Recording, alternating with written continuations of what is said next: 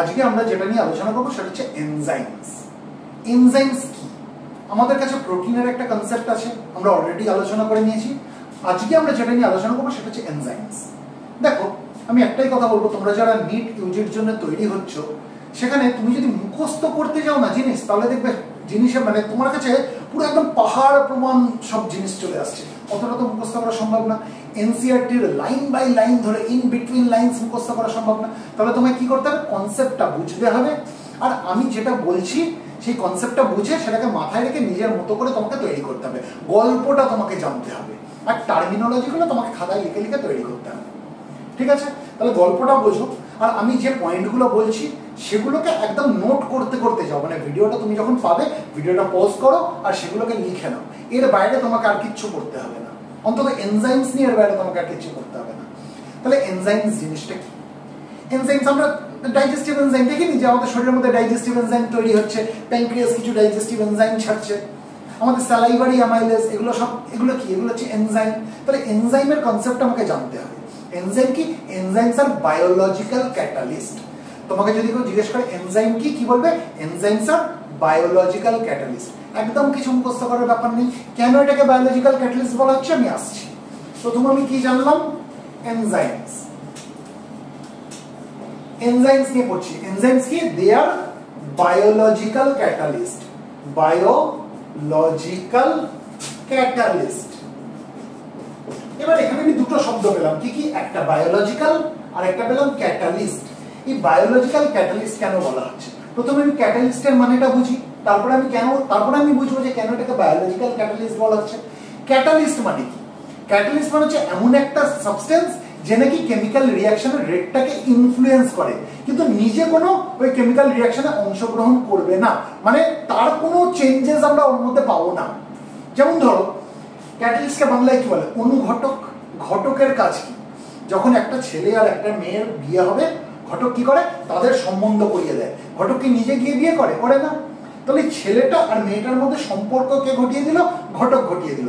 ওই ঘটক যদি না থাকতো তাহলে ছেলেটার মেয়েটার কিন্তু বিয়ে হচ্ছিল না। কিন্তু ঘটক কি করলো? দুজনকে এক জায়গায় মিলিয়ে দিল, দিয়ে সে নিজে সরে গেল।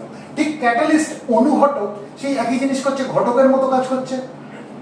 মানে একটা কেমিক্যাল রিঅ্যাকশন সে করাতে সাহায্য করছে, কিন্তু সে কিন্তু নিজে কোনো চেঞ্জ হচ্ছে না। বুঝাতে পারলাম? তার মানে ক্যাটালিস্ট আমি কাকে বলবো? A substance that influence the rate of a chemical reaction without itself undergoing any permanent chemical change. তার মধ্যে আমরা কোনো পার্মানেন্ট কেমিক্যাল চেঞ্জ দেখতে পাবো না। সে কিন্তু কেমিক্যাল রিঅ্যাকশনটাকে করাতে ইনফ্লুয়েন্স করছে, সেটা বাড়াতেও পারে, কমাতেও পারে, সেগুলো আমরা কেমিস্ট্রিতে পড়েছি। তাহলে ক্যাটালিস্টকে আমি কি বলতে পারি? A substance that influence the rate of a chemical reaction without itself undergoing any permanent chemical change. ভিডিওটাকে পজ করবে, করে লিখে নেবে। ক্যাটালিস্ট কাকে বলছি? আ সাবস্টেন্স, এমন এক ধরনের সাবস্টেন্স ক্যাটালিস্ট যে কি করছে? That influence the rate of a chemical reaction, that influence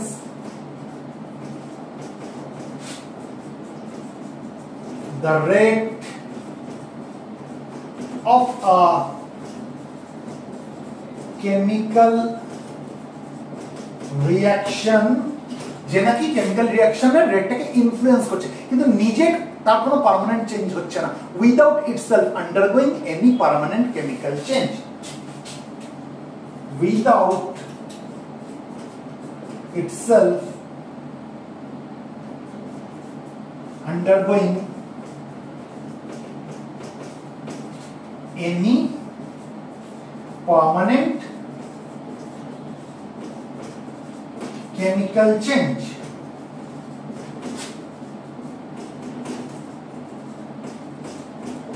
তার মানে ক্যাটালিস্ট কি? a substance that influence the rate of a chemical reaction without itself undergoing any permanent chemical change। বুঝাতে পারলাম? এবার ক্যাটালিস্ট তো বুঝে গেলাম, তার মানে এনজাইমও নিশ্চয়ই ক্যাটালিস্টের মতো কাজ করছে। তাহলে তাকে বায়োলজিক্যাল ক্যাটালিস্ট কেন বলছি? তার কারণ হচ্ছে they speed up biochemical reactions within living organisms. মানে লিভিং অর্গানিজমের মধ্যে যে বায়োকেমিক্যাল রিঅ্যাকশন তাকে সে স্পিড আপ করছে, সেই জন্য এনজাইমকে কি বলে? Biological catalyst. তাহলে why enzymes are called biological catalysts? Because they speed up biological reactions within living organisms. because they speed up biological reactions within living organisms. বোঝাতে পারলাম কেন বায়োলজিক্যাল ক্যাটালিস্ট বলা হচ্ছে? বায়োলজিক্যাল কথাটা কেন বলা হচ্ছে? Because they speed up biological reactions within living organisms. ঠিক আছে, এবার অনেকের একটা ধারণা আছে এনজাইম মানেই বোধহয় সেটা শরীরের মধ্যে তৈরি হবে। অবশ্যই শরীরের মধ্যে তৈরি হয়, কিন্তু সব এনজাইম কিন্তু শরীরের মধ্যে তৈরি হয় না। Not all enzymes are produced in the body, এটা কিন্তু মাথায় বসিয়ে রাখতে হবে। শরীরের মধ্যে তৈরি হচ্ছে বলেই যে তাকে বায়োলজিক্যাল বলা হচ্ছে না। বায়োলজিক্যাল কেন বলা হচ্ছে? Because the speed of biological reactions within living organisms. এই জন্য এনজাইমকে বায়োলজিক্যাল ক্যাটালিস্ট বলা হচ্ছে। বুঝাতে পারলাম? তাহলে আমাকে যদি এতক্ষণের আলোচনায় একটা জিনিস বুঝতে হয়, সেটা আমি কি বুঝবো? কিচ্ছু মুখস্থ করবো না। এনজাইম কি? এনজাইমস আর বায়োলজিক্যাল ক্যাটালিস্ট। আমার গল্প শেষ। কেন ক্যাটালিস্ট কাকে বলে? ক্যাটালিস্ট হচ্ছে a substance that influence the rate of a chemical reaction without itself undergoing any permanent chemical change. R biological catalyst কেন বলছি?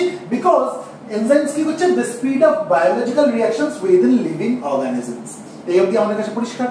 আচ্ছা, এবার একটা জিনিস জানতে হবে যে ম্যাক্সিমাম এনজাইম আমরা যদি দেখি, তার মধ্যে মানে vast majority of the enzyme, মানে সিংহভাগ এনজাইম তারা হচ্ছে কিন্তু প্রোটিন। এবং তারা কি দিয়ে তৈরি? তারা অ্যামাইনো অ্যাসিডস দিয়ে তৈরি, এবং তাদের স্পেসিফিক 3 ডাইমেনশনাল স্ট্রাকচারস আছে। আমরা প্রোটিনের যেমন দেখেছিলাম ঠিক সেরকম, কারণ ম্যাক্সিমাম এনজাইম হচ্ছে প্রোটিন। কিন্তু একটা জিনিস মাথায় রাখতে হবে, সব এনজাইম যে প্রোটিন তা কিন্তু না। আমি কি বলেছি?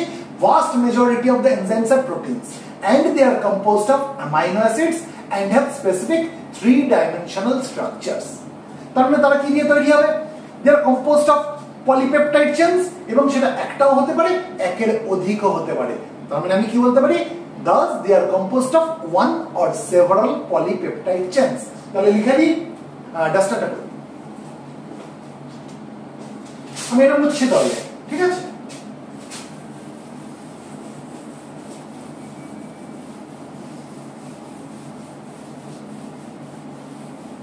আমি কি বললাম যে এনজাইম কি? Majority of the enzyme. আমি যদি vast majority of the enzyme দেখি, তা হচ্ছে প্রোটিন, তাই তো? তাহলে আমি বলতে পারি দ্য ভাস্ট মেজরিটি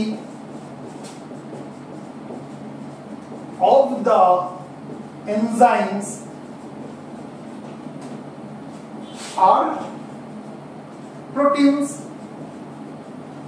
আর যেহেতু vast majority of the enzymes হচ্ছে প্রোটিনস, তাই তারা কি দিয়ে তৈরি? they are composed of amino acids.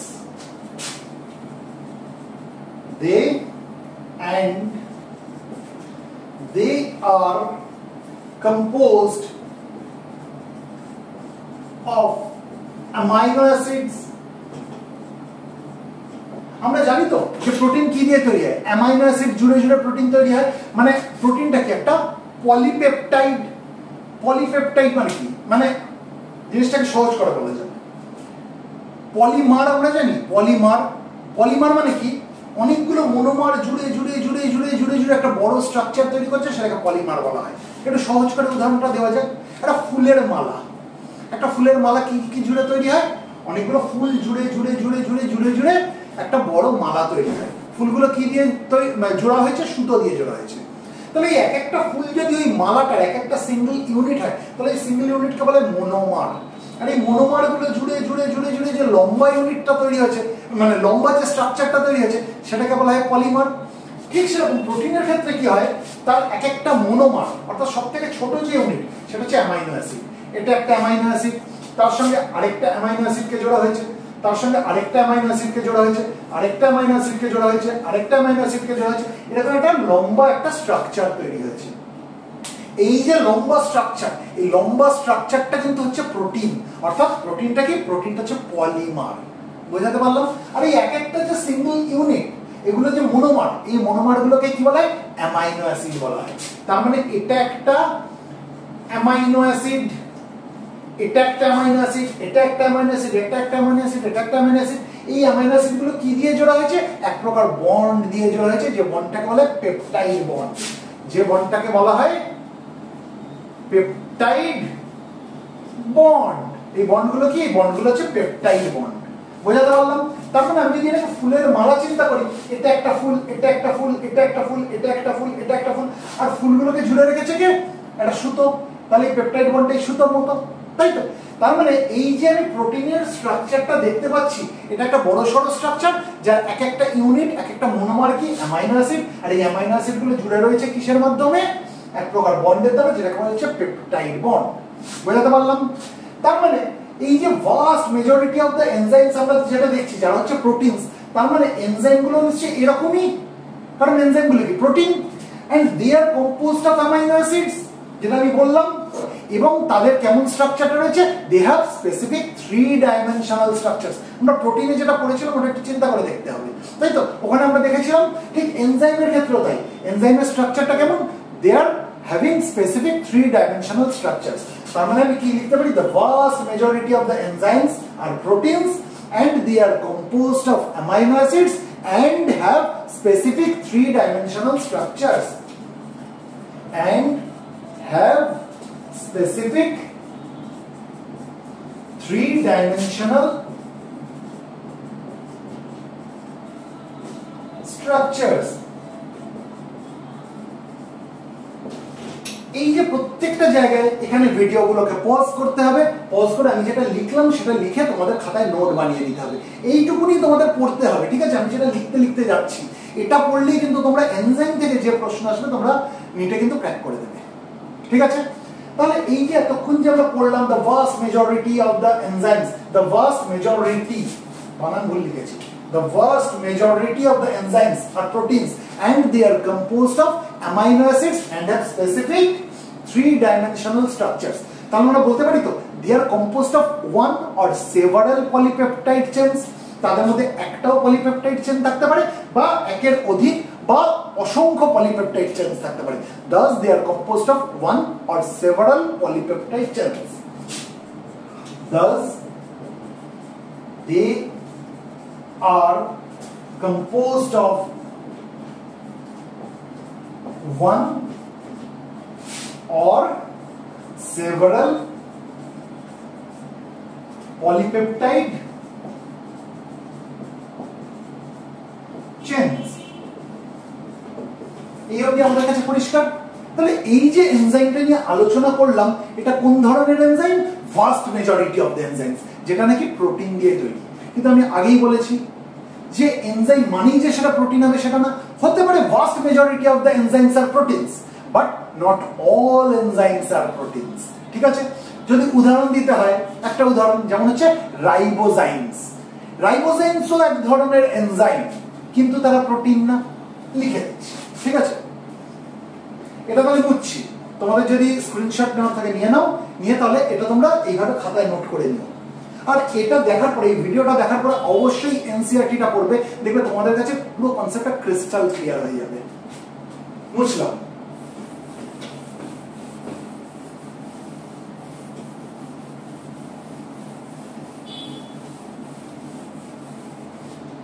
While vast majority of the enzymes are protein, but not all enzymes are protein. Not all enzymes are proteins। সব enzyme মানে enzyme মানেই যে সেটা প্রোটিন হবে তা কিন্তু না। বেশিরভাগ enzyme, first majority of the enzyme হচ্ছে প্রোটিন, কিন্তু এমনও কিছু এনজাইম আছে যারা কিন্তু প্রোটিন না। যার একটা এক্সাম্পল আমি যদি দিই সেটা হচ্ছে রাইবোজাইমস। এক্সাম্পল রাইবোজাইমস। এই রাইবোজাইমস কিন্তু প্রোটিন না। Ribozymes are enzymes, but they are not proteins. Ribozymes are enzyme, but they are not protein। বোঝাতে পারলাম? Ribozymes are enzymes, but they are not proteins. এবার রাইবোজাইম কি? They are a type of nucleic acid. এই যে বায়োমলিকিউল পড়ার সময় আমরা কি পড়েছিলাম? আমরা কার্বোহাইড্রেট পড়েছিলাম, আমরা প্রোটিন পড়েছিলাম, আমরা লিপিড পড়েছিলাম এবং আমরা নিউক্লিক অ্যাসিড পড়েছিলাম। এবার নিউক্লিক অ্যাসিড আমরা কি কি পড়েছিলাম? ডিএনএও হতে পারে, আরএনএও হতে পারে। এই রাইবোজাইম আমি কি বললাম, এটা হচ্ছে নিউক্লিক অ্যাসিড। যদি আরো স্পেসিফিক্যালি বলা হয় তারা কোন ধরনের nucleic acid, they are RNA molecules. বোঝাতে পারলাম? তাহলে এখানে কি লিখেছি, ribozymes are enzymes but they are not proteins. এই অবধি বুঝলাম। তাহলে রাইবোজাইম কোন ধরনের enzyme? Ribozymes are a type of nucleic acid. রাইবোজাইমস are a type of nucleic acid। এবার নিউক্লিক অ্যাসিড কি বললাম, দু ধরনের হয়। কি কি? একটা হচ্ছে ডিএনএ, একটা আরএনএ। তাহলে রাইবোজাইমস কে যদি আরো স্পেসিফিক্যালি বলতে হয় তাহলে এটা কোন ধরনের নিউক্লিক অ্যাসিড? এটা হচ্ছে আরএনএ টাইপের। দে আর স্পেসিফিক্যালি আরএনএ মলিকিউলস। তার মানে মোর স্পেসিফিক্যালি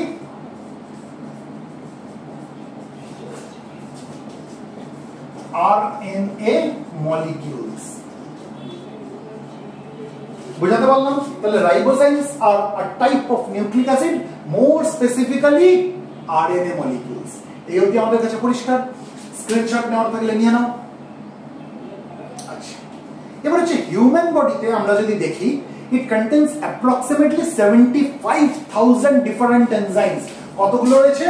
approximately 75,000 ডিফারেন্ট এনজাইমস থাকে। ঠিক আছে, এবার এই যে আমরা এনজাইমস নিয়ে বলছি, আমরা ক্যাটালিস্ট বুঝেছি, এনজাইম কি? Biological catalyst. What is the difference between inorganic catalyst and enzyme? এই দুটোর মধ্যে পার্থক্য কি?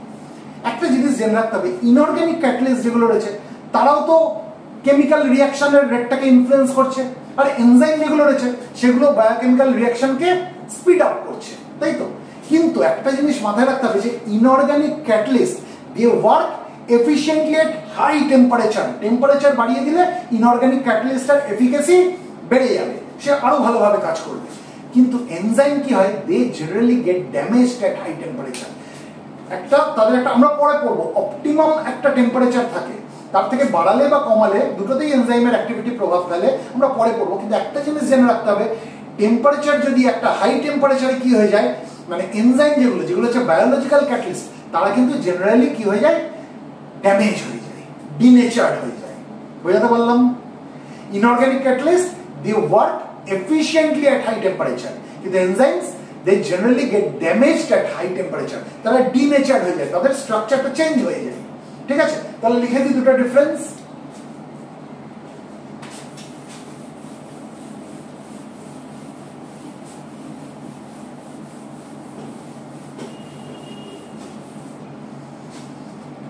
দেখো আমি যেটা করাচ্ছি, দেখো তোমাদেরকে মুখস্থ করতে হচ্ছে না, কিন্তু গল্পের মতো জিনিসটা হয়ে যাচ্ছে। ইনঅর্গানিক ক্যাটালিস্ট,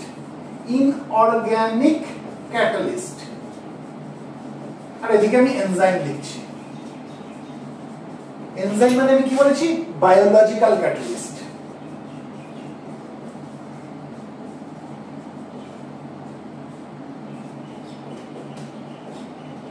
ইনঅর্গানিক ক্যাটালিস্টের ক্ষেত্রে কি বললাম, they work efficiently at high temperatures।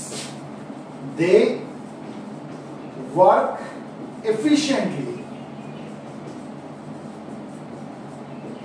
in high temperatures।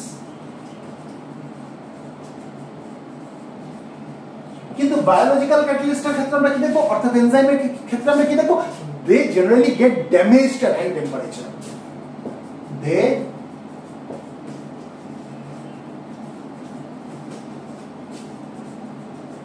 gets damaged at high temperature। তার মানে কি, হাই টেম্পারেচারে কি হবে, ডিনেচার্ড হয়ে যাবে, তাদের স্ট্রাকচারটা চেঞ্জ হয়ে যাবে। তাহলে এই অবধি কিন্তু আমাদের কাছে আশা করি কনসেপ্টটা ক্লিয়ার হয়ে গেল। ছোট্ট করে একটা রিভিশন, এনজাইম কাকে বলে? এনজাইমস আর বায়োলজিক্যাল ক্যাটালিস্ট।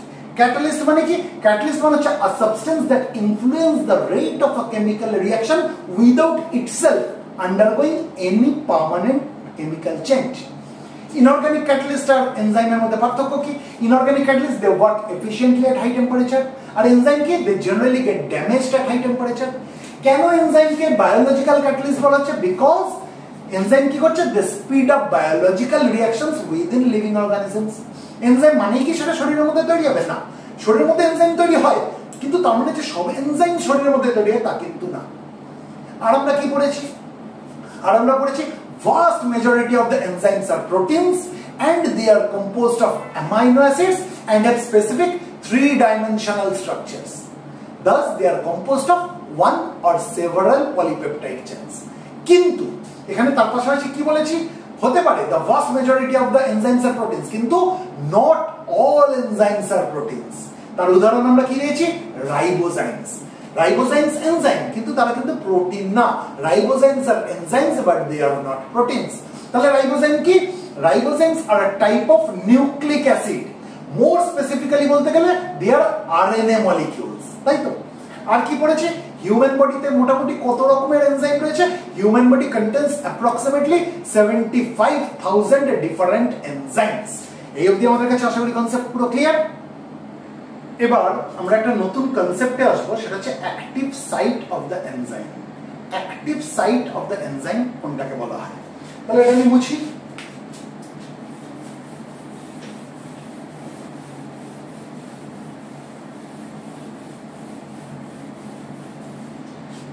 আমরা যদি কোনো একটা এনজাইম দেখি, ঠিক আছে, ধরো এটা একটা এনজাইম, আমি বড় করে আঁকলাম। এই এনজাইমটা আমরা একটা ছোট্ট একটা রিজিয়ন দেখতে পাবো, একটা স্পেসিফিক সাইট দেখতে পাবো। এই যে ছোট্ট যে রিজিয়ন, যে স্পেসিফিক সাইট, এটাকে বলা হয় অ্যাক্টিভ সাইট, ঠিক আছে? এবার অ্যাক্টিভ সাইট জিনিসটা কি? অ্যাক্টিভ সাইট হচ্ছে there is a specific site or a specific region in the enzyme. এই এত বড় এনজাইমটার মধ্যে একটা ছোট্ট অঞ্চল আমরা দেখতে পাচ্ছি, একটা ছোট্ট স্পেসিফিক সাইট, একটা রিজিয়ন দেখতে পাচ্ছি, যেখানে নাকি সাবস্ট্রেট মলিকিউল এসে বাইন্ড করে। এটা যদি একটা সাবস্ট্রেট মলিকিউল হয়, ও সেখানে বাইন্ড করবে। তাহলে আমাকে কি বুঝতে হবে? সাবস্ট্রেট মলিকিউল কি? আমি আসছি, প্রথমে আমি অ্যাক্টিভ সাইট কাকে বলে বলে নিই, তারপর আমি সাবস্ট্রেট মলিকিউল বলছি। Active site of the enzyme হচ্ছে এমন একটা অঞ্চল, এমন একটা রিজিয়ন, এমন একটা স্পেসিফিক সাইট, যেখানে সাবস্ট্রেট নামক কোনো একটা পদার্থ, সাবস্ট্রেট মলিকিউল, কোনো একটা সাবস্ট্রেট নামক কোনো একটা সাবস্টেন্স এসে এখানে বাইন্ড করতে পারে। এবং এখানে বাইন্ড করে বলে কি হয়? একটা কেমিক্যাল রিঅ্যাকশন ক্যাটালাইজড হয়। সাবস্ট্রেট এসে যদি এখানে বাইন্ড না করে, তাহলে কিন্তু এই সাবস্ট্রেটের মধ্যে আমরা, মানে এই সাবস্ট্রেট এখানে বাইন্ড না করলে আমরা কোনো কেমিক্যাল রিঅ্যাকশন দেখতে পাবো না। সেই কেমিক্যাল রিঅ্যাকশনটাকে ইনফ্লুয়েন্স করছে হচ্ছে এই enzyme.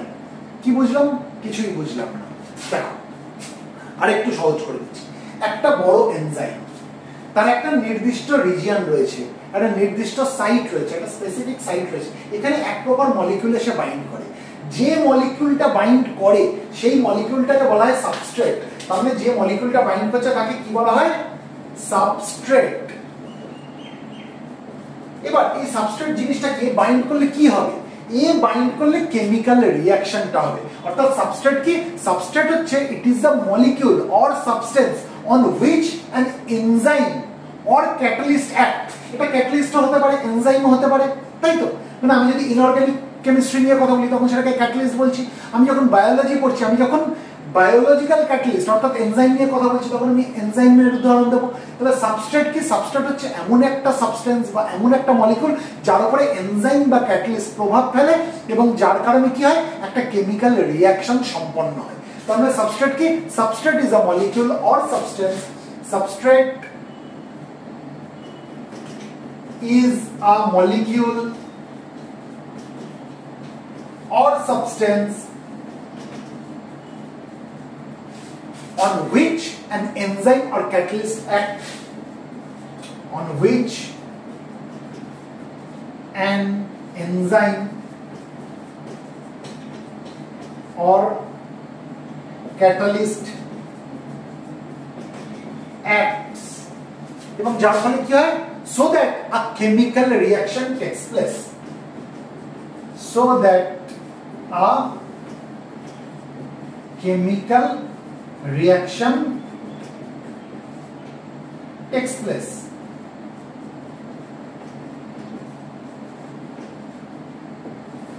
A substrate is a molecule or substance on which an enzyme or catalyst acts so that a chemical reaction takes place. কিন্তু এখন আমরা এই ক্যাটালিস্ট নিয়ে আলোচনা করছি না, এখন আমরা এনজাইম নিয়ে আলোচনা করছি। এবার জিনিসটা আমরা হালকা হালকা এতক্ষণে বুঝলাম, কিন্তু পুরো কনসেপ্টটা কিন্তু ক্লিয়ার হলো না। আমি পরে আরো ডিটেলসে যাব, কিন্তু আগে আমি একটু বেসিক কনসেপ্টটা ক্লিয়ার করি। ধরো এটা একটা এনজাইম, এর একটা নির্দিষ্ট এরকম অ্যাক্টিভ সাইট রয়েছে, এখানে একটা সাবস্ট্রেট এসে বাইন্ড করলো, ঠিক আছে?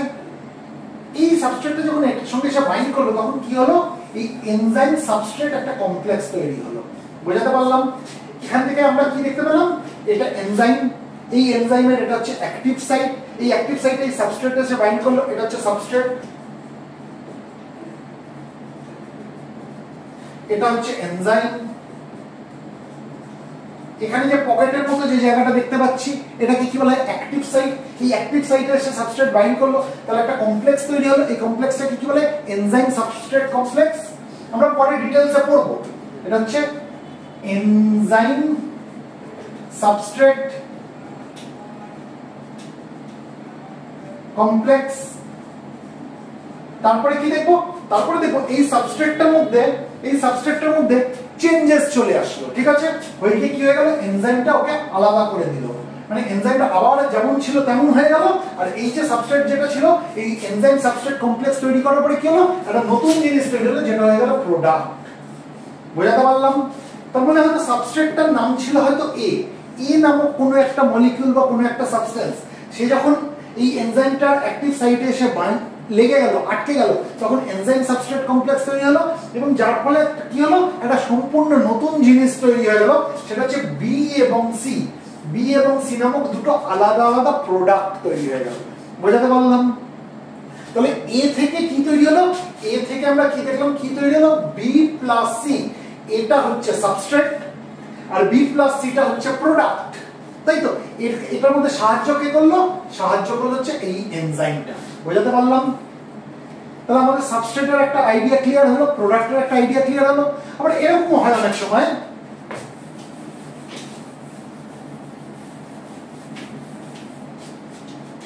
ধরো এটা এনজাইম,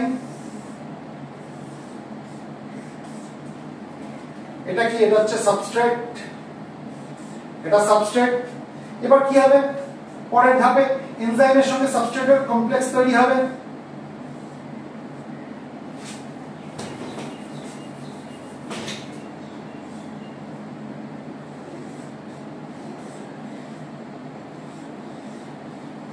আমি কি দেখলাম, এনজাইমের অ্যাক্টিভ সাইট, এখানে সে সাবস্ট্রেট বাইন্ড করলো, করে কি তৈরি হলো, এনজাইম সাবস্ট্রেট কমপ্লেক্স তৈরি হলো। তারপরে ধাপে কি দেখবো, এনজাইম এটাকে আলাদা করে দেবে, এনজাইমটা আলাদা হয়ে যাবে, হয়ে গেলে কি তৈরি হয়ে গেল, এনজাইম আলাদা হয়ে গেল, প্রোডাক্ট আলাদা হয়ে গেল। বুঝতে পারছি? তার মানে এটা হয়তো এ নামক একটা সাবস্ট্রেট, ঠিক আছে, বি। এবার এখানে আমি কি দেখছি, এনজাইম সাবস্ট্রেট কমপ্লেক্স তৈরি হচ্ছে, প্রোডাক্ট কি তৈরি হলো, সি তৈরি হলো। তার মানে এখানে আমি কি দেখছি, এ প্লাস বি, এটা এনজাইমের প্রভাবে কি তৈরি হয়ে গেল, সি তৈরি হয়ে গেল, এটা প্রোডাক্ট। এটা সম্পূর্ণ আলাদা জিনিস তৈরি হয়ে গেল।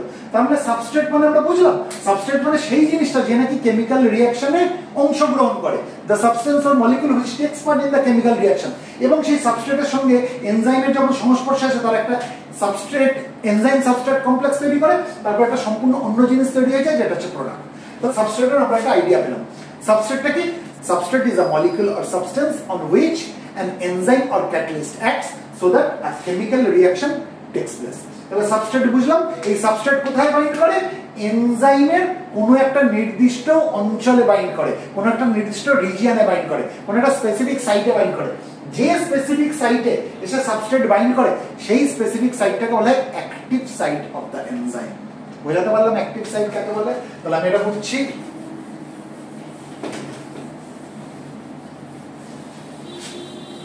সাবস্ট্রেট কাকে বলে, যদি স্ক্রিনশট না থাকে নিয়ে নাও, বুঝলাম।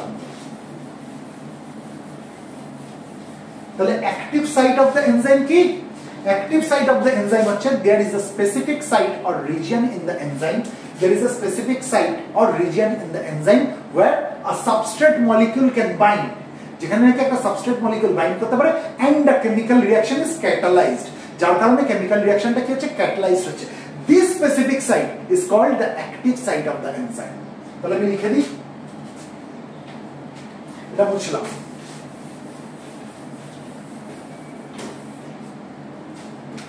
Active site of the enzyme, active site active site ki there is a specific site or region in the enzyme, there is a specific site or region in the enzyme যেখানে কি হয়, যেখানে substrate মলিকিউলটা এসে bind করে, where a substrate molecule can bind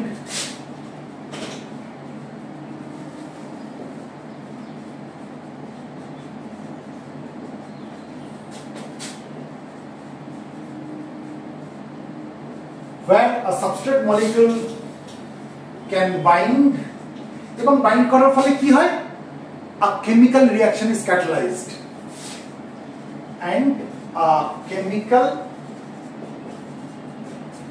reaction is catalyzed. এই যে specific site, এটাকেই বলা হয় active site of the enzyme. This specific site is called active site of the enzyme. This specific site is called the active site of the enzyme. বুঝতে পারলাম? তাহলে active site of the enzyme কি? There is a specific site or region in the enzyme where a substrate molecule can bind and a chemical reaction is catalyzed. This specific site is called the active site of the enzyme. এই অবধি আমরা বুঝলাম। এবার active site, আমরা যে ছবিটা দেখেছিলাম সেখানে আমরা কি দেখেছিলাম, অ্যাক্টিভ সাইটটা কি ছোট না বড়, একদম ছোট, একটা স্মল পকেটের মতো বা একটা ক্লেফট লাইক স্ট্রাকচার বা একটা গ্রুভ লাইক রিজিয়ন, তাই তো? একটা ক্লেফট লাইক রিজিয়ন বা গ্রুভ, মানে এনজাইমটা আমি যদি চিন্তা করি তার যা আকৃতি তার থেকে অনেক ছোট একটা অঞ্চল, তার মধ্যে একটা ছোট্ট একটা অঞ্চল, সেটা কেমন একটা স্মল পকেটের মতো হতে পারে, একটা ক্লেফট হতে পারে। ক্লেফট মানে কি, এই যে এরকম একটা চেরা জায়গার মতো হতে পারে, বা একটা কেমন হতে পারে, একটা গ্রুভের মতো হতে পারে। গ্রুভ মানে আমি যদি বোর্ডটার মধ্যে, এটা ধরো দেওয়াল, এখানে আমি একটা লোহার এরকম কিছু নিয়ে এরকম ঘষছি, তাহলে এখানে কি হয়ে যাবে, এখানে একটা খাঁজ হয়ে যাবে না, এটাকে বলে গ্রুভ। ঠিক আছে, এরকম টাইপের হতে পারে। তাহলে অ্যাক্টিভ সাইটটা কেমন আমি দেখছি, একটা ছোট্ট একটা পকেটের মতো বা ক্লেফটের মতো বা একটা গ্রুভের মতো রিজিয়ন, একটা ছোট্ট রিজিয়ন এনজাইমের মধ্যে, সেটা কি এরকম হচ্ছে active site of the enzyme. আমাদের কাছে কি কনসেপ্টটা ক্লিয়ার হলো? The active site is a small pocket-like or a cleft-like or a groove-like region within the larger enzyme molecule. এটা লিখে দিতে হবে, লিখে দিচ্ছি। The active site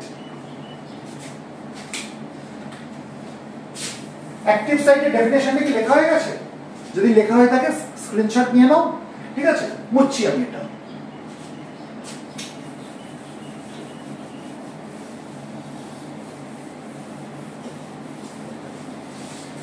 প্রত্যেকটা লাইন তোমরা খাতায় লিখতে যাবে। ঠিক আছে, ভিডিওটাকে পজ করবে, করে লাইনটা লিখবে।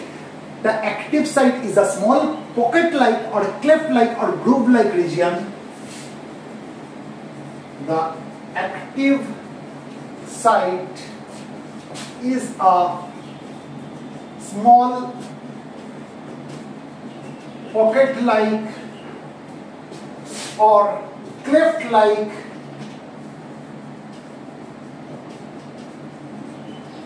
or groove-like একটা পকেটের মতো বা ক্লেফটের মতো বা গ্রুভের মতো একটা ছোট্ট region within the larger enzyme molecule. গ্রুভ-লাইক region within the larger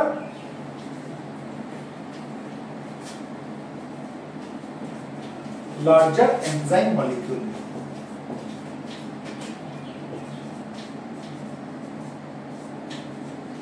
এনজাইমের মলিকিউলটা তো বড় মলিকিউল, কারণ এনজাইম আমরা যদি দেখি vast majority of the enzyme protein তো বড় মলিকিউল, ম্যাক্রো মলিকিউল তো আমরা পড়েছি, তো আমরা বায়োমলিকিউলস এর মধ্যে পড়েছি তো যে প্রোটিন হচ্ছে বড় মলিকিউল, সেই জন্য ওটাকে কি বলে ম্যাক্রো মলিকিউল। আর enzyme vast majority of the enzyme কি, তার প্রোটিন, তাই তো? তাহলে এটা বড় মলিকিউল, তাহলে এনজাইম মলিকিউলটা নিশ্চয়ই বড় মলিকিউল হবে। তার মধ্যে একটা ছোট্ট পকেটের মতো বা ক্লেফটের মতো বা গ্রুভের মতো একটা রিজিয়ন, যেটা হচ্ছে অ্যাক্টিভ সাইট। এই অবধি আশা করি আমাদের কাছে ক্লিয়ার হলো। এবার আমরা যেটা নিয়ে আলোচনা করব সেটা হচ্ছে যে এই সাবস্ট্রেট আর এনজাইম এরা দুজনের বাইন্ডিংটা হয় কিভাবে, কিভাবে এনজাইম সাবস্ট্রেট কমপ্লেক্স তৈরি হয় এবং কিভাবে এনজাইমটা আলাদা হয়ে যায় এবং প্রোডাক্টটা তার থেকে আলাদা হয়ে যায়। মানে কিভাবে এনজাইমের সঙ্গে, এনজাইমের অ্যাক্টিভ সাইটের সঙ্গে এই সাবস্ট্রেটটার বাইন্ডিং হবে, হয়ে একটা কি তৈরি হবে, এটাকে আমি কি বলেছি, কি তৈরি হলো, একটা এনজাইম সাবস্ট্রেট কমপ্লেক্স তৈরি হলো এবং তারপরে কিভাবে এনজাইমটাও আলাদা হয়ে যাবে এবং একটা নতুন ধরনের একটা প্রোডাক্টও তৈরি হবে। তাহলে সাবস্ট্রেটটা কিভাবে একটা নতুন ধরনের জিনিসে কনভার্ট হয়ে গেল, কিভাবে হয় সেটা এবার আমরা আলোচনা করব। তাহলে এটা কি, এটা হচ্ছে সাবস্ট্রেট,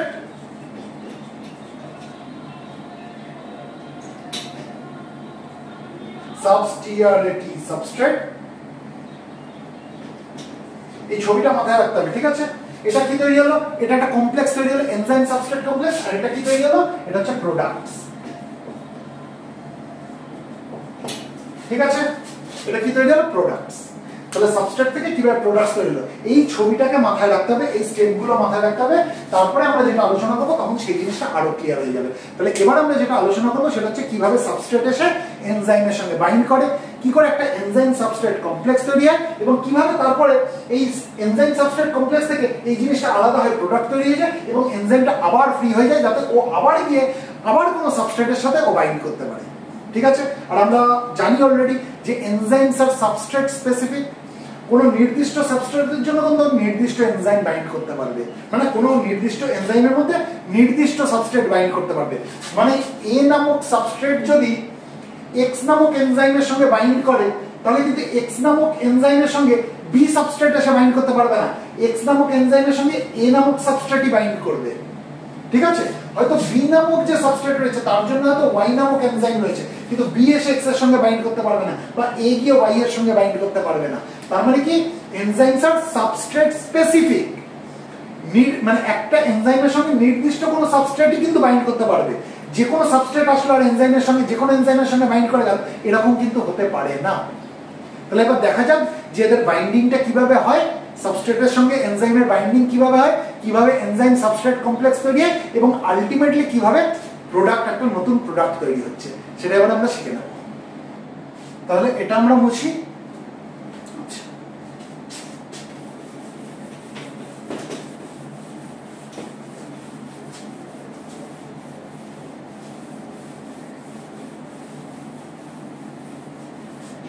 কি হয় দেখো, প্রথমে সাবস্ট্রেটটা এসে এনজাইমের অ্যাক্টিভ সাইটে বাইন্ড করে।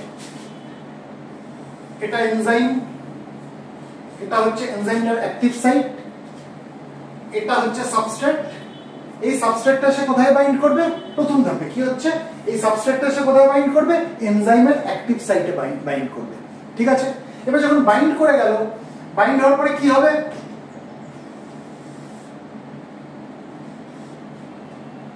এরকম টাইপের একটা কমপ্লেক্স তৈরি হবে যেখানে এনজাইম আর সাবস্ট্রেটের কমপ্লেক্স তৈরি হয়েছে। তাহলে এই বাইন্ডিং এর ফলে কি হবে, এই এনজাইমটার মধ্যে না একটা জিনিস ইনডিউস করবে তার শেপটাকে অল্টার করে দেওয়ার জন্য। কিরকম করে ধরনের অল্টার করবে, যাতে এই এনজাইমটা এই সাবস্ট্রেটের উপরে আরো চেপে ধরতে পারে। মানে এই যে এনজাইমটা সাবস্ট্রেটটাকে ধরে রয়েছে, এটাকে আরো যাতে চেপে ধরতে পারে সেরকম টাইপের শেপটাকে চেঞ্জ করে দেবে। এই বাইন্ডিং এর কারণে সেই চেঞ্জটা হবে। মানে the binding induces enzyme to alter its shape so that it can tightly hold the substrate. বুঝতে পারলাম? The binding induces enzyme to alter its shape so that it can tightly hold the substrate. বুঝতে পারলাম? তাহলে কি হবে, এই সাবস্ট্রেটটার মধ্যে এবার চেঞ্জেস আসবে, তাই তো? তাহলে এই সাবস্ট্রেটটার মধ্যে কি হবে আমরা দেখতে পাবো, তার যে কেমিক্যাল বন্ডস যেগুলো রয়েছে সেগুলো এবার ভাঙতে লাগবে। তাহলে প্রথমে আমি কি দেখলাম, সাবস্ট্রেট আর কার একটা কমপ্লেক্স তৈরি হয়েছে, এনজাইম। সাবস্ট্রেট আর এনজাইমের একটা কমপ্লেক্স তৈরি হয়েছে। এবার এই সাবস্ট্রেটটা ভেঙে আস্তে আস্তে কি তৈরি হবে, প্রোডাক্ট তৈরি হচ্ছে। তারপরে যে কমপ্লেক্সটা আমরা পাবো সেই কমপ্লেক্সটা কি দেখবো আমরা, প্রোডাক্ট এনজাইম কমপ্লেক্স। তাহলে প্রথমে আমি কি দেখেছি, সাবস্ট্রেট আলাদা, এনজাইম আলাদা, একটা কমপ্লেক্স তৈরি হলো। এটা কি কমপ্লেক্স, এটা হচ্ছে enzyme substrate complex, enzyme substrate complex. এরপর আমরা কি দেখলাম, এই যে প্রোডাক্ট তৈরি হয়ে গেছে, দেখো ভেঙে গেছে মাঝখান দিয়ে, তাই তো? তাহলে এটা কি কমপ্লেক্স তৈরি হলো? এটা হচ্ছে enzyme product complex. Enzyme product complex. এরপরে কি দেখবো? এরপরে দেখবো এই প্রোডাক্টটাকে এনজাইম ছেড়ে দেবে, আলাদা হয়ে যাবে। তাহলে এনজাইমটা আলাদা হয়ে গেল, প্রোডাক্টগুলো আলাদা হয়ে গেল। The enzyme releases the product and the free enzyme যেটা পড়ে থাকবে এটা কি হবে? এই আবার সাবস্ট্রেটের সঙ্গে বাইন্ড করার জন্য রেডি হয়ে যাবে। The enzyme releases the product and the free enzyme is ready to bind another molecule of the substrate. মানে জিনিসটা কেমন হয়ে গেল? এনজাইমটা ঠিক আগে যেমন ছিল সেরকম হয়ে গেল, আর প্রোডাক্টটাও আলাদা হয়ে বেরিয়ে গেল। বোঝাতে পারলাম? তাহলে কি হলো? প্রথমে সাবস্ট্রেট এসে কোথায় বাইন্ড করলো? এনজাইমের অ্যাক্টিভ সাইটে বাইন্ড করলো। অ্যাক্টিভ সাইটে বাইন্ড করার ফলে একটা এনজাইম সাবস্ট্রেট কমপ্লেক্স তৈরি হলো, এবং এই এনজাইমের স্ট্রাকচারটা একটু চেঞ্জ হলো যাতে সাবস্ট্রেটটাকে আরো ভালো করে সে চিপে ধরে রাখতে পারে। এবং কি হবে? এই সাবস্ট্রেটের মধ্যে যে কেমিক্যাল বন্ডস যেগুলো রয়েছে সেগুলো ভাঙবে, আর কেমিক্যাল বন্ড ভেঙে যাওয়া মানে কি? একটা নতুন কিছু তৈরি হলো, প্রোডাক্ট তৈরি হলো। তাহলে পরের যে কমপ্লেক্সটা দেখতে পাচ্ছি সেটা হচ্ছে এনজাইম প্রোডাক্ট কমপ্লেক্স। তারপরে কি হবে? এনজাইমটা আলাদা হয়ে যাবে, প্রোডাক্ট আলাদা হয়ে যাবে। তার মানে এই সাবস্ট্রেটটা gets converted to products। তাহলে স্টেপগুলো আমরা বুঝতে পারলাম। তাহলে এটাকে আমি লিখে দিই, ঠিক আছে? এই ছবিটাকে যদি স্ক্রিনশট নেওয়ার থেকে নিয়ে নাও, এবার আমি লেখাচ্ছি কি হয় স্টেপগুলো। তাহলে মুছলাম।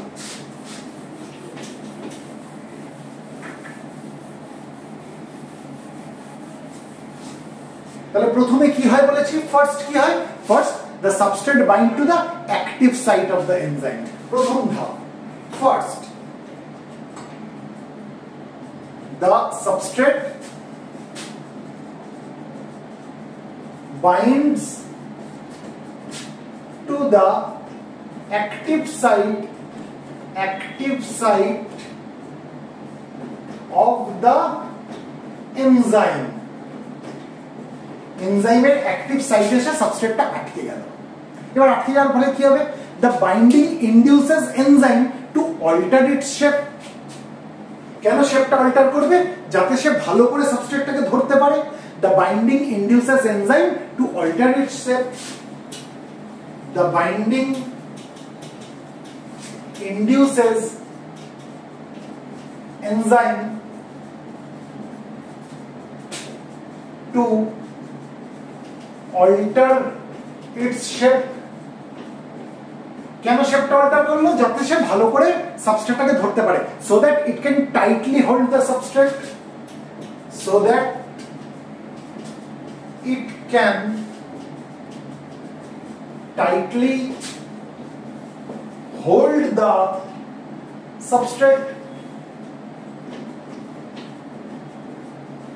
এবার শক্ত করে সাবস্ট্রেটটাকে ধরলো, কামড়ে ধরলো সাবস্ট্রেটটাকে। এবার কি হবে? এই অ্যাক্টিভ সাইটটা কি করবে? এবার সাবস্ট্রেটের এই কেমিক্যাল বন্ডগুলোকে ভাঙতে লাগবে। The active site then breaks the chemical bond of the substrate. The active site then breaks the chemical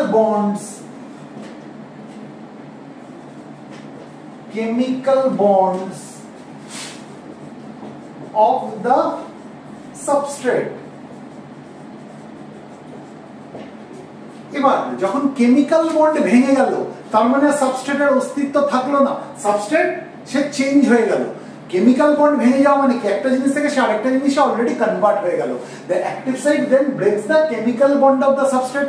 তাহলে কি তৈরি হবে? একটা নতুন এনজাইম প্রোডাক্ট কমপ্লেক্স তৈরি হবে। যখন সে বাইন্ড করেছিল তখন কি তৈরি হয়েছিল? এনজাইম সাবস্ট্রেট কমপ্লেক্স, যেটা আমি আর লিখলাম না, সেটা তোমরা বুঝেই গেছো অলরেডি। এবার কি হয়ে গেছে? বন্ডগুলোকে ভেঙে দিয়েছে। ভেঙে দিলে কি তৈরি হলো? এনজাইম প্রোডাক্ট কমপ্লেক্স তৈরি হলো। তাহলে the active site then breaks the chemical bonds of the substrate, এবং যার কারণে কি হবে? The new enzyme product complex is formed, and a new enzyme product complex is formed। বুঝতে পারলাম? তারপরে কি হবে, তারপরে এনজাইমটা রিলিজ হয়ে যাবে, আর যে প্রোডাক্টটা তৈরি হবে সেটা আলাদা হয়ে যাবে। The enzyme releases the product, তারপরে কি হবে, the enzyme releases the product, releases the product, তার মানে প্রোডাক্ট আলাদা হয়ে গেল আর এনজাইমটা আলাদা হয়ে গেল। এবার যে এনজাইমটা আলাদা হয়ে গেল, যে ফ্রি এনজাইমটা হলো, এটা কি করবে, এটা নতুন কোন সাবস্ট্রেটের সঙ্গে সে গিয়ে বাইন্ড করবে, তাই তো। The free enzyme is ready to bind another molecule of the substrate, and the free enzyme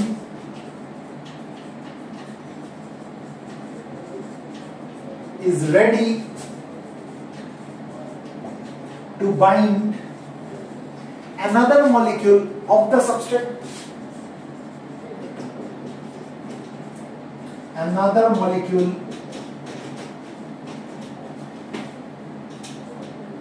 of the substrate।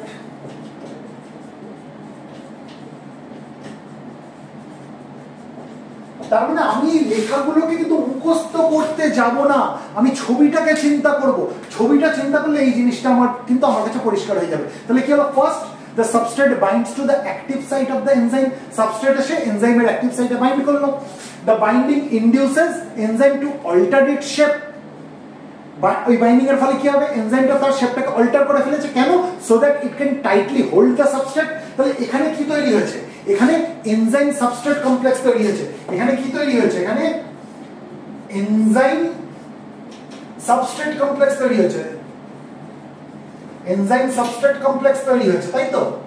এবার এনজাইম সাবস্ট্রেট কমপ্লেক্স তৈরি হওয়ার পরে কি হবে, এবার এই যে অ্যাক্টিভ সাইটে কি করতে লাগবে, ওই সাবস্ট্রেটের কেমিক্যাল বন্ডগুলোকে ভাঙতে লাগবে। তাহলে the active site then breaks the chemical bonds of the substrate, আর কেমিক্যাল বন্ড যদি সাবস্ট্রেটের ভেঙে যায় তখন সেটা সাবস্ট্রেট থাকবে না, সেটা প্রোডাক্ট তৈরি হয়ে গেল, and the new enzyme product complex is formed. তাহলে এবার কি হলো, এবার এখনো প্রোডাক্টটা বের হয়নি, কিন্তু ওই এনজাইমের ওই অ্যাক্টিভ সাইটে আটকে রয়েছে। তাহলে যেটা আমরা পেলাম সেটা কি পেলাম, আমরা এনজাইম প্রোডাক্ট কমপ্লেক্স পেলাম।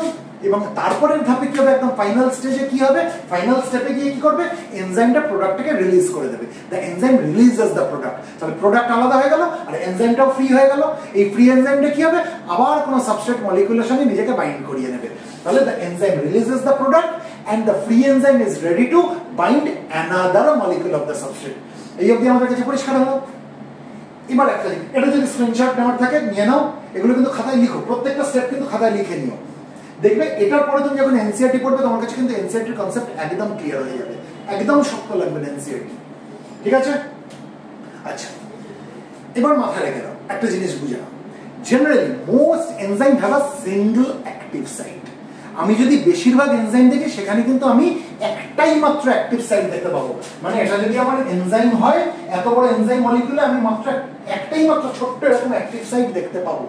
কিন্তু তার মানে এরকম না যে সব এনজাইমেরই কিন্তু একটাই মাত্র অ্যাক্টিভ সাইট থাকবে। Generally most enzymes have a single active site, but এরকমও কিছু এনজাইম রয়েছে যেখানে আমরা একের অধিক অর্থাৎ একাধিক অ্যাক্টিভ সাইটস দেখতে পাবো। এমনও কিছু এনজাইম রয়েছে যাদেরকে বলে অ্যালোস্টেরিক এনজাইম। এদের মধ্যে আমরা কি দেখতে পাই, একটা অ্যাক্টিভ সাইট তো থাকবে যেখানে সাবস্ট্রেট এসে বাইন্ড করবে, এবং সাবস্ট্রেট বাইন্ড করার ফলে কি হবে, ইট ক্যাটালাইজেস আ কেমিক্যাল রিঅ্যাকশন, এটা আমরা জানি। কিন্তু এই অ্যাক্টিভ সাইটের পাশাপাশি এই এনজাইমগুলোর মধ্যে, এই অ্যালোস্টেরিক এনজাইমগুলোর মধ্যে একটা বা একের অধিক আরো কিছু সাইট থাকবে যেগুলোকে বলে অ্যালোস্টেরিক সাইটস। তাহলে আমি কি বললাম, এনজাইমের কটা অ্যাক্টিভ সাইট থাকে, একটাই অ্যাক্টিভ সাইট থাকে। কিন্তু এমনও কিছু এনজাইম আছে যাদেরকে বলে অ্যালোস্টেরিক এনজাইম। আমি লিখে দিচ্ছি, অ্যালোস্টেরিক এনজাইমস। এই অ্যালোস্টেরিক এনজাইমস এর মধ্যে আমরা কি দেখতে পাবো, আমরা একটা তো অ্যাক্টিভ সাইট দেখতে পাবো, একটা অ্যাক্টিভ সাইট আমরা দেখতে পাবো। যে অ্যাক্টিভ সাইটে কি হবে, সাবস্ট্রেট এসে বাইন্ড করবে, where substrate will bind,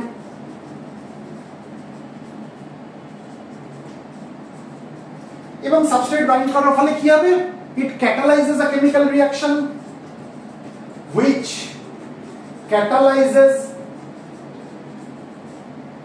a chemical reaction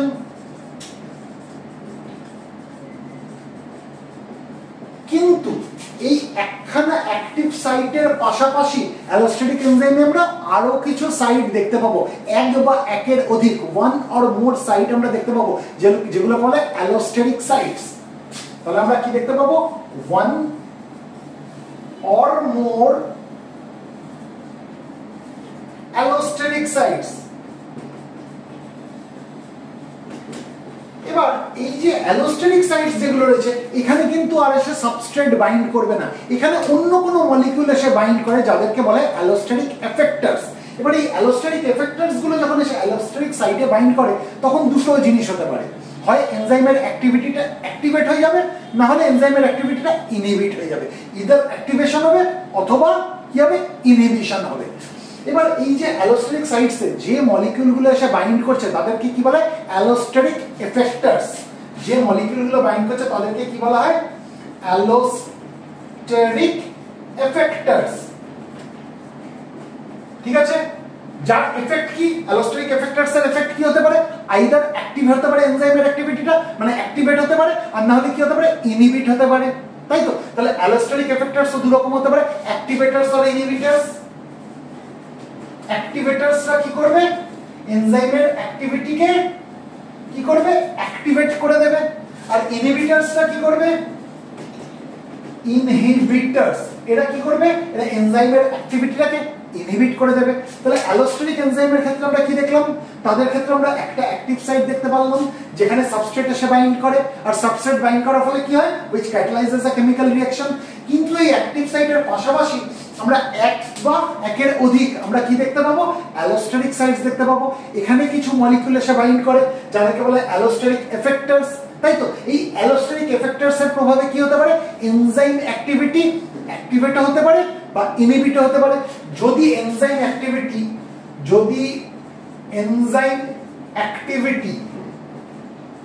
inhibit হয়, তার মানে সেই অ্যালোস্টেটিক এফেক্টরসকে আমরা কি বলবো? অ্যাক্টিভেটরস। আর যদি আমরা দেখি যে এনজাইম অ্যাক্টিভিটি ইনহিবিটেড হয়ে যাচ্ছে, তাহলে তাদেরকে আমরা কি বলবো? সেই অ্যালোস্টেটিক এফেক্টরস গুলোকে আমরা কি বলবো? ইনহিবিটরস। বুঝতে পারলাম? তার মানে এই অ্যালোস্টেটিক এফেক্টরস গুলোর প্রভাবে কি হচ্ছে? অ্যালোস্টেটিক সাইটে কি হচ্ছে? এই এনজাইমটার অ্যাক্টিভিটিটা রেগুলেট হচ্ছে। তাহলে এই অ্যালোস্টেটিক সাইটস গুলোকে আমরা রেগুলেটরি সাইটসও বলতে পারি। তাহলে অ্যালোস্টেটিক সাইটস গুলোকে আমরা রেগুলেটরি সাইটসও বলতে পারি। তাহলে এই অবধি আশা করি আমাদের কাছে কিন্তু পরিষ্কার হয়ে গেল। এবার আমরা এনজাইমের একটা খুব গুরুত্বপূর্ণ জিনিস নিয়ে আলোচনা করব। এই বোর্ডটা মুছি। আমরা এতক্ষণে কি শিখে গেছি? যে vast majority of the enzymes আমরা যদি দেখি, সেগুলো কি? সেগুলো হচ্ছে এনজাইমগুলো হচ্ছে প্রোটিনস, তাই তো? প্রোটিন নয় এরকম এনজাইমও বিলং করে, কিন্তু vast majority of the enzyme কি? তার হচ্ছে প্রোটিন। তাহলে আমরা যদি একটা এনজাইম নিয়ে, ধরো কোনো একটা এনজাইম নিয়ে আমরা যদি দেখি, এনজাইম কি? আমি যদি অ্যাক্টিভ এনজাইমের কথা বলি, এই অ্যাক্টিভ এনজাইমকে বলা হয় হলো এনজাইম। আমরা প্রথমে কি শিখলাম? যে vast majority of the enzymes are proteins. এবার আমি এনজাইম দেখছি, এনজাইম। এবার এই যে এনজাইম, এটা অ্যাক্টিভ এনজাইম, তাই তো? এটা অ্যাক্টিভ এনজাইম, ইনঅ্যাক্টিভ না, অ্যাক্টিভ এনজাইম। এই অ্যাক্টিভ এনজাইমকে বলা হয় অ্যাকচুয়ালি হলো এনজাইম। আমরা শুধু এনজাইম বলে থাকি, কিন্তু এটা অ্যাকচুয়ালি হচ্ছে হলো এনজাইম। এটা হচ্ছে হলো এনজাইম। এবার এই যে হলো এনজাইম, অর্থাৎ যেটা অ্যাক্টিভ এনজাইম, এর দুটো পার্ট রয়েছে, একটা প্রোটিন পার্ট, একটা নন প্রোটিন পার্ট। কারণ আমরা কি বলেছি? Vast majority of the enzymes are protein, তাই তো? তাহলে এটা হচ্ছে প্রোটিন পার্ট। আরেকটা পার্ট কি বললাম? Non protein part. Non protein part. এবার যেটা প্রোটিন পার্ট যেটা রয়েছে, এই যে হলো এনজাইম অর্থাৎ অ্যাক্টিভ এনজাইমের যেটা প্রোটিন পার্ট রয়েছে, এটাকে বলা হয় অ্যাপো এনজাইম। এটাকে বলা হয় অ্যাপো এনজাইম। আর যেটা নন প্রোটিন পার্ট রয়েছে, এটাকে বলা হয় কোফ্যাক্টর। এটাকে বলা হয় কোফ্যাক্টর। এবার এই হলো এনজাইম থেকে, অর্থাৎ অ্যাক্টিভ এনজাইম থেকে যদি কোনোভাবে এই কোফ্যাক্টরকে রিমুভ করে দেওয়া হয়, তাহলে কি হবে? The catalytic activity of this enzyme will be lost. এই যে এনজাইমটার যে অ্যাক্টিভিটি, যে ক্যাটালাইটিক অ্যাক্টিভিটি রয়েছে সেটা কিন্তু আর হবে না, সেটা বন্ধ হয়ে যাবে। তাহলে কোফ্যাক্টরটা থাকাটা জরুরি। আমি কোনোভাবেই এই হলো এনজাইম থেকে, বা সহজ করে আমি যেটাকে এনজাইম বলছি, তার থেকে আমি যদি নন প্রোটিন পার্টটা সরিয়ে নিই, কোফ্যাক্টরটা সরিয়ে নিই, তাহলে এই হলো এনজাইমটার বা এই এনজাইমটার বা এই অ্যাক্টিভ এনজাইমটার যে ক্যাটালাইটিক অ্যাক্টিভিটি সেটা কিন্তু আর থাকবে না। সুতরাং নন প্রোটিন পার্টটা তাকে থাকতেই হবে। প্রোটিন পার্টটাকে বলা হয় অ্যাপো এনজাইম আর নন প্রোটিন পার্টটাকে বলা হয় কোফ্যাক্টর। এবার এই যে কোফ্যাক্টর যেটা রয়েছে এটার আমরা দেখবো এটা অর্গানিক কোফ্যাক্টরও হতে পারে, ইনঅর্গানিক কোফ্যাক্টরও হতে পারে। অর্থাৎ এই কোফ্যাক্টরটা কি হতে পারে? অর্গানিক কোফ্যাক্টর, বা এটা কি হতে পারে? Inorganic cofactor. Inorganic cofactor. Organic cofactor মানে কি? আমি নাম থেকে বুঝতে পারছি এখানে কি রয়েছে, অর্গানিক কম্পাউন্ড রয়েছে। অর্গানিক কোফ্যাক্টর সেই জন্যই বলছি যেহেতু এখানে কি দিয়ে, তো কি রয়েছে এখানে? অর্গানিক কম্পাউন্ড আছে। আর এটাকে আমি ইনঅর্গানিক কোফ্যাক্টর কেন বলছি? কারণ এখানে আমি অর্গানিক কিছু পাবো না, এখানে আমি কি পাবো? যেটা পাবো সেটা হচ্ছে ইনঅর্গানিক জিনিস পাবো, অর্থাৎ আমি মেটাল আয়নস পাবো, মেটাল আয়নস। এবার এই যে ইনঅর্গানিক কোফ্যাক্টর যেখানে আমরা মেটাল আয়নস পাবো, কি কি মেটালিক আয়ন পেতে পারি আমরা? কি কি মেটাল আয়নস পেতে পারি আমরা? ম্যাগনেসিয়াম পেতে পারি, আমরা ম্যাঙ্গানিজ পেতে পারি, আমরা জিঙ্ক পেতে পারি, আমরা মলিবডেনাম পেতে পারি, আমরা কোবাল্ট পেতে পারি, আমরা কপার পেতে পারি। এগুলো হচ্ছে জেনারেল, মানে ইন জেনারেল যেগুলো আমরা যে মেটাল আয়নস গুলো পাই। কি কি বললাম আমি? ম্যাগনেসিয়াম বললাম, ম্যাগনেসিয়াম। আমি কি বললাম? আমি ম্যাগনেসিয়ামের পরে আমি ম্যাঙ্গানিজ বললাম, ম্যাঙ্গানিজ। আর আমি কি বললাম? আমি জিঙ্ক বললাম। আর আমি কি বললাম? আমি মলিবডেনাম বললাম।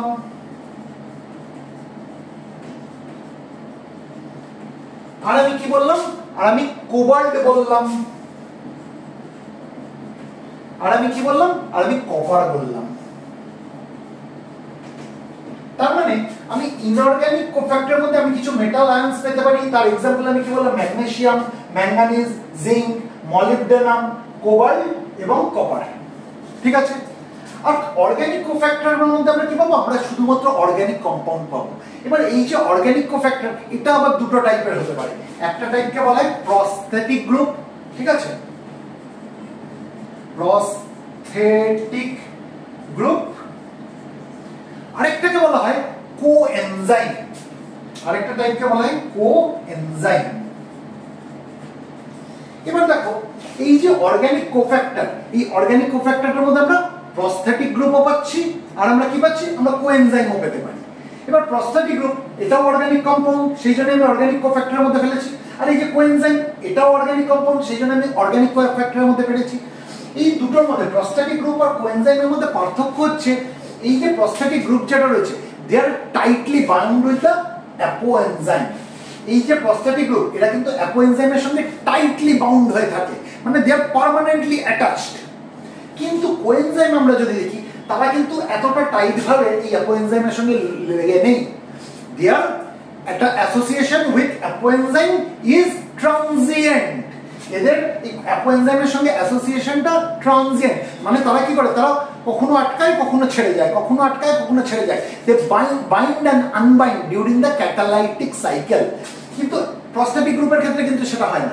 দে are permanently attached to the apo enzyme. তার মানে কি? They are tightly bound to apo enzyme. তাহলে প্রস্থেটিক গ্রুপের ক্ষেত্রে আমরা কি বলতে পারি? They are tightly bound to apo enzyme.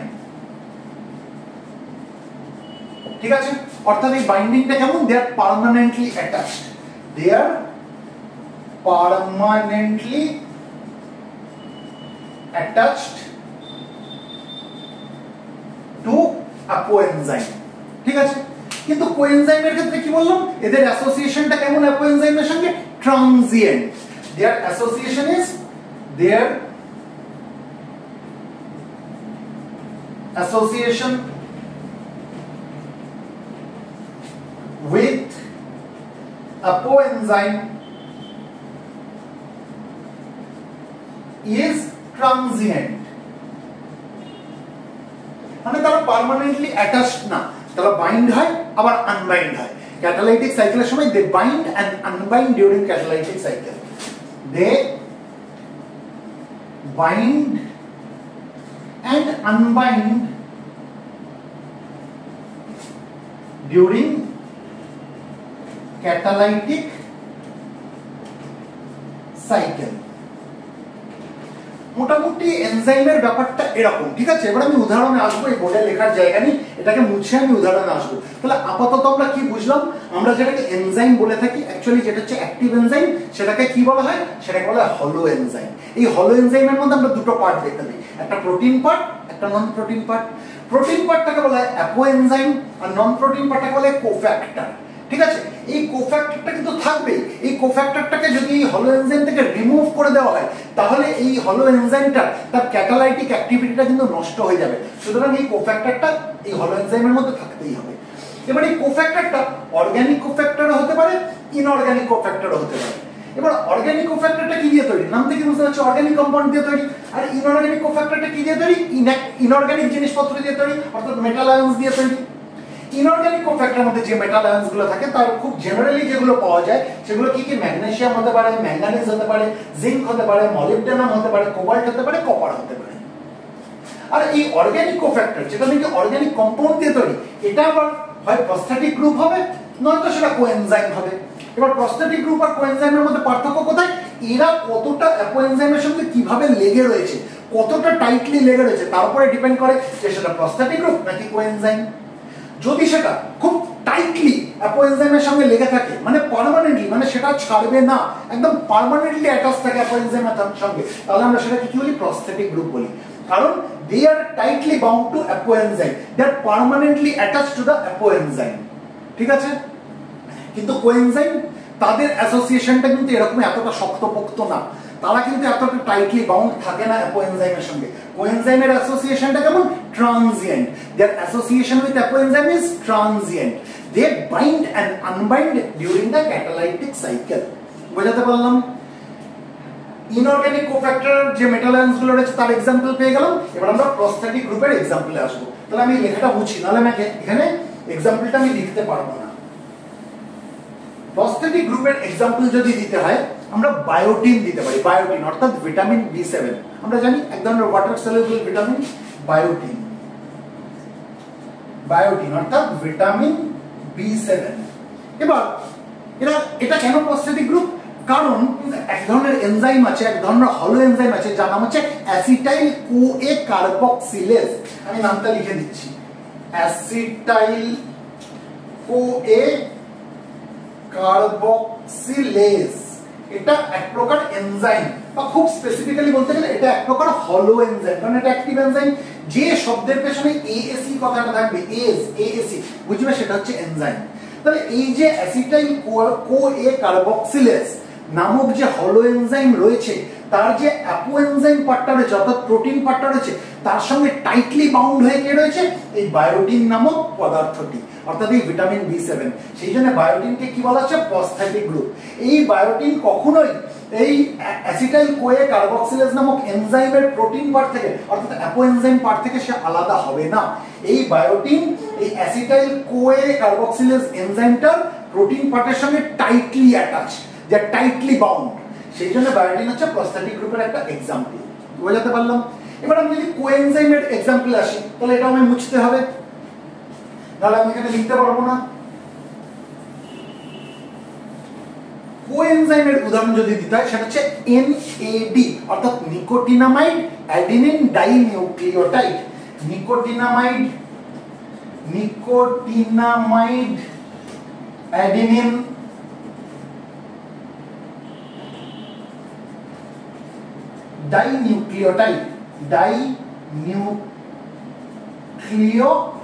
Dinucleotide, অর্থাৎ যেটাকে আমরা শর্টে কি বলি, NAD। Nicotinamide adenine dinucleotide, nicotinamide adenine dinucleotide. বা এটা আমরা আরেকটা উদাহরণ কি দিতে পারি, FAD অর্থাৎ flavin adenine dinucleotide. Flavin adenine dinucleotide,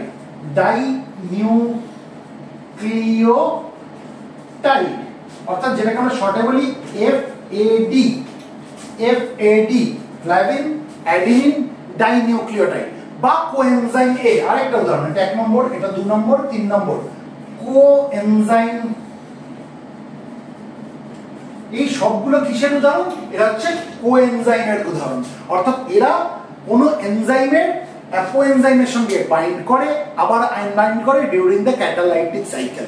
তাহলে মোটামুটি কিন্তু আমাদের কাছে এনজাইমের একটা কনসেপ্ট এখানে ক্লিয়ার হয়ে গেল। Enzyme, majority of the enzyme আমি কি বলেছি? দে আর প্রোটিনস। এবার এনজাইমের দুটো পার্ট থাকে, একটা প্রোটিন পার্ট, একটা নন প্রোটিন পার্ট।